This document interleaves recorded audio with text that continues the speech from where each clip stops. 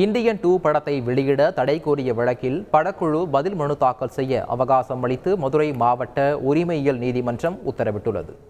மதுரையைச் சேர்ந்த வர்மக்கலை ஆசான் ராஜேந்திரன் என்பவர் இந்தியன் 2 படத்திற்கு தடை கோரி மதுரை மாவட்ட உரிமையியல் நீதிமன்றத்தில் வழக்கு தொடர்ந்தார்.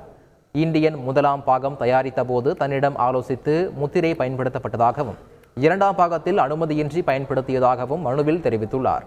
இந்த வழக்கு விசாரணைக்கு வந்த நிலையில் வர்மக்கலை ஆசான் ராஜேந்திரன் தரப்பு மற்றும் இயக்குனர் சங்கர் தரப்பு வழக்கறிஞர்கள் வாதாடினர். இருதரப்பு வாதங்களையும் கேட்ட நீதிமன்றம் படக்குழு தரப்பில் பதில் மனு தாக்கல் செய்ய அவகாசம் அளித்து விசாரணையை ஒத்திவைத்தது.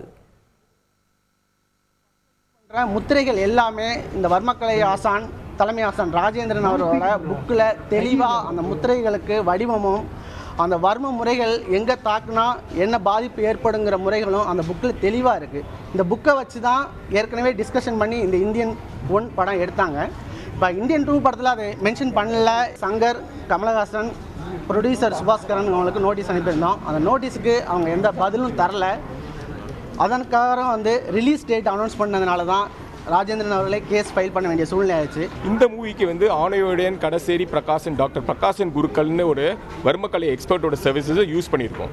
அவரோட வாதமே எப்படின்னா, பிளெயின் காப்பிலே அவர் என்ன சொல்லியிருக்காருன்னா, அவரோட சர்வீஸ் அவைல் பண்ணலன்னு அவராகவே சொல்லியிருக்காரு.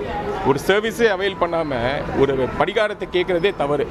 அதுவும் கடைசியாக படம் ரிலீஸ் ஆகிற பட்சத்தில் கேட்குறது ரொம்ப தவறு. செய்திகளை உடனுக்குடன் தெரிந்து கொள்ள உடனே சப்ஸ்கிரைப் பண்ணுங்க.